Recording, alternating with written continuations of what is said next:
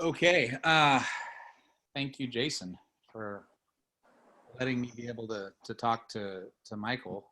By the way, do you go by Michael or Mike or? Yeah, Michael. Michael. Okay.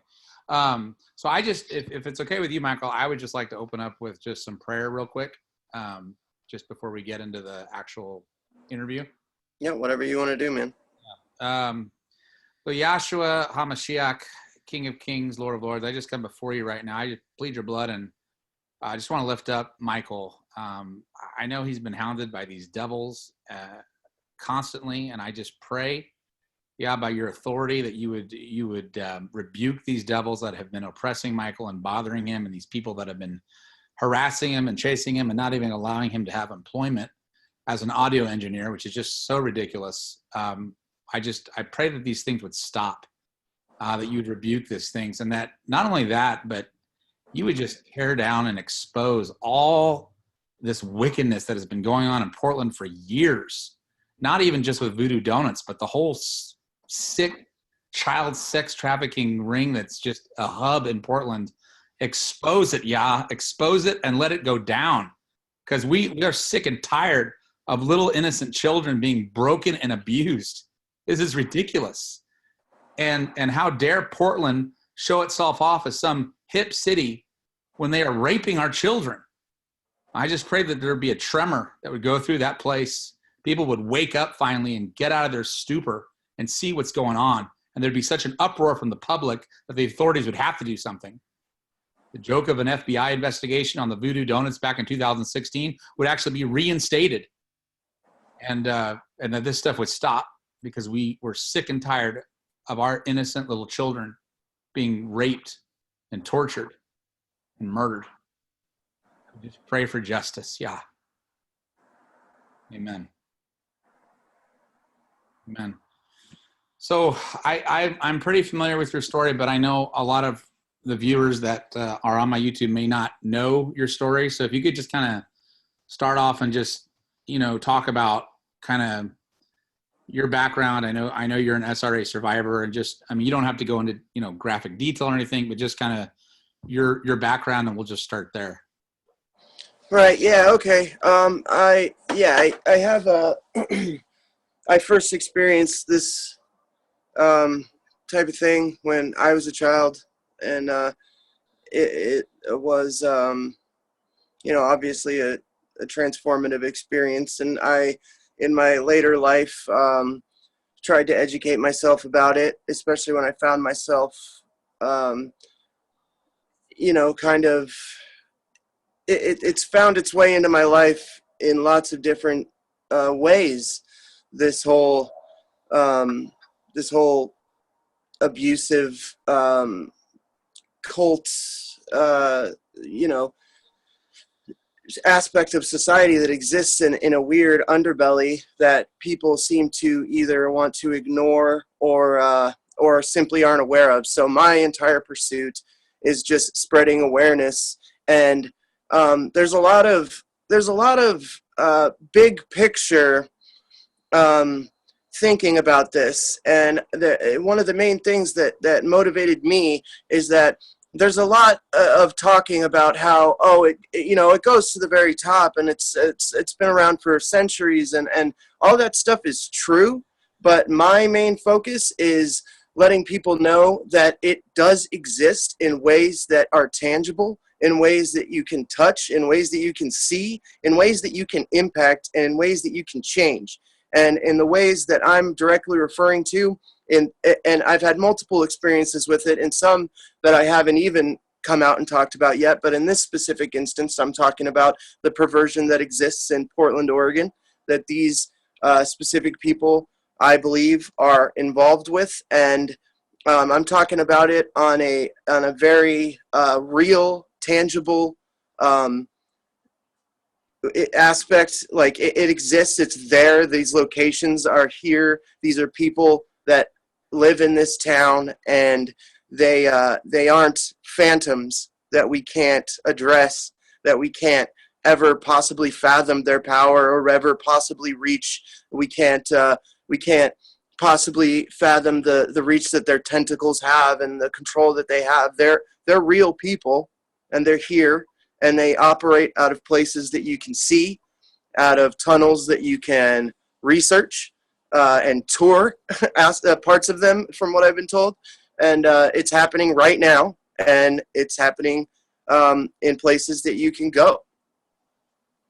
Yeah, absolutely. That's really good. And in fact, I've been saying a lot lately, even on my own channel. I said, we don't have to wait for Trump or for Q or for any of this stuff. We can actually take practical steps right now to stop these pedophiles, these pedivores. I actually had an experience with this just recently. There was a woman out in Ohio named Connie, and her dad owned this business that basically is a child sex trafficking front. And all my thousands of viewers began melting the switchboards, reporting it to the White House. And within 24 hours, this empire's website was taken down. And not only taken down, literally you would try to go to their website and it would flip you right back to the Google page. It's as if they ran scared. Oh, wow. Yeah, so there's definitely things we can do. We can make the public aware. If we get enough people calling the authorities, no matter how much corruption may be in the police department in Portland, and I know there's a lot, if you get just sheer massive numbers of people calling and reporting about this, they're going to have to do something. Okay, that's interesting. I'd like to maybe touch on that if we could for a second, because I've had my own conflicts. Obviously, one of the biggest criticisms that, well, there's, valid, I guess you'd say. I try to ignore a lot of the superfluous, nonsense, but one of the valid things that has been directed my way is people's confidence in the authorities. I don't share that confidence. I know from my experience that I've reported these instances and my experiences multiple times, and it's the police force or whoever's prerogative as to how they choose to address something. But when you know that it's not addressed at all, that's when you can come to the conclusion that something hasn't been done correctly. So if there was some kind of broad, maybe not even broad, if there was some kind of investigation into this and their conclusion was something that we could criticize, that would be one thing. If we could disagree with their conclusion, say they investigated it and maybe there was corruption that led to them not agreeing with my assertions about the situation, then we could criticize their conclusion and we could maybe determine that there was, corruption that led to that conclusion. But as opposed to that, there's been nothing. There has been nothing that has come from my reporting of it, which has led some people to criticize, saying that, blah, blah, blah, did he report it or not? A lot of the things that people don't know is in Portland when you file a police report. Not only would I not have probably shared it directly if I had it, because it would include a lot of personal stuff, but you don't get that. What you get is a number. They give you a case number on like a policeman's card or whatever, and that's your reference point to further reference your case as you move forward.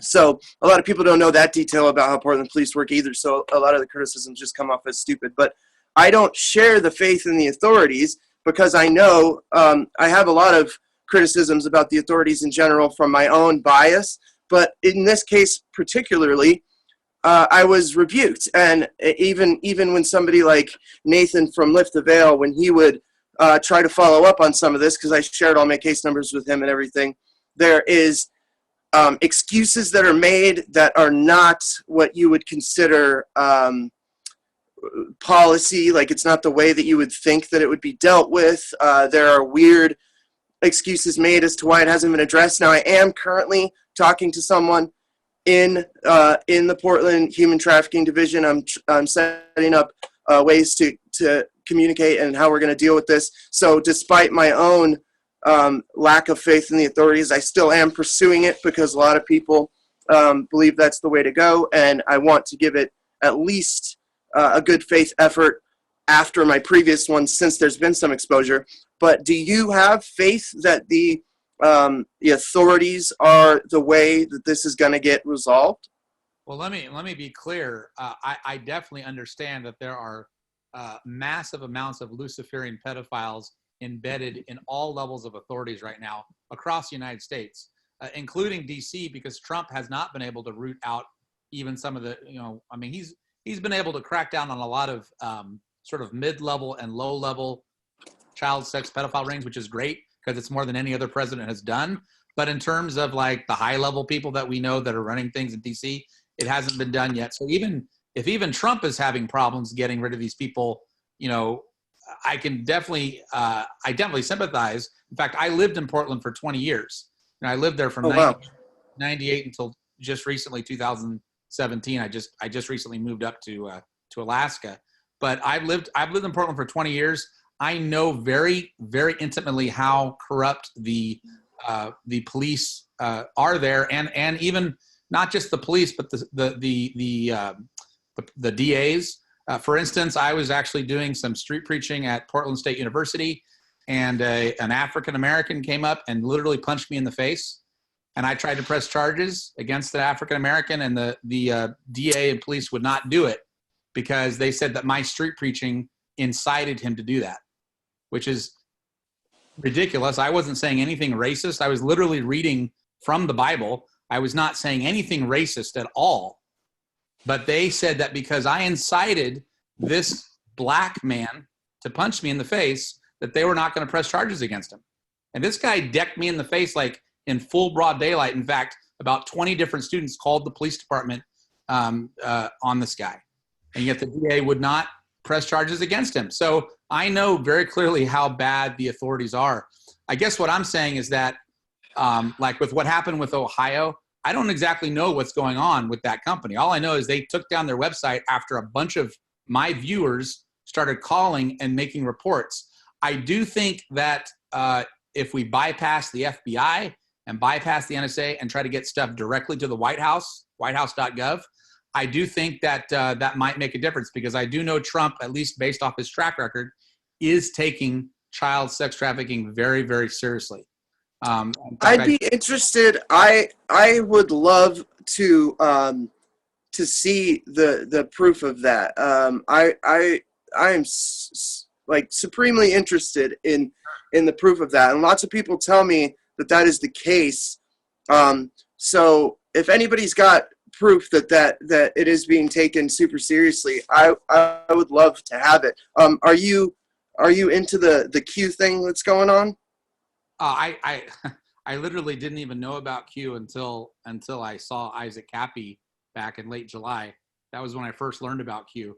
See, the only reason I bring that up is because one of the attacks against me has been trying to affiliate me with some kind of a right wing type thing. So in all of my talking about this, I try to keep it as far away from political as I can, because it really has nothing to do with it. The only reason that it seems to be attaching is because I don't decide how people act, but the only people who are reaching out to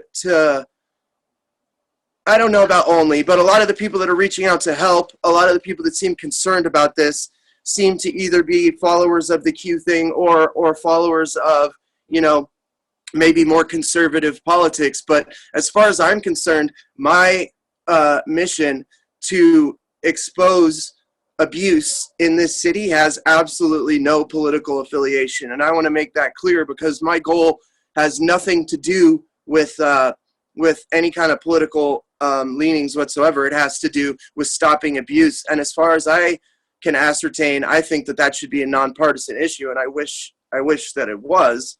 It seems not to be. But as far as that being an attack against me, it's not valid. I'm always willing to look at anything that would show that certain people do care about this issue, though.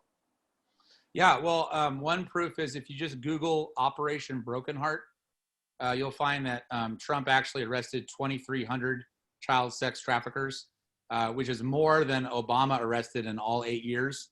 And I get what you're saying about not being political, because there are Luciferian pedophiles on the right and on the left. Antonin Scalia, who was a Supreme Court justice that I personally really respected because he was pro-life and all this stuff, I found out he's a Luciferian pedophile. And I found that out through the testimony of David Schroeder, Fiona Barnett, and the proof that they had. So you have people on the conservative right and on the liberal left that are both pedophile, Luciferian pedophiles.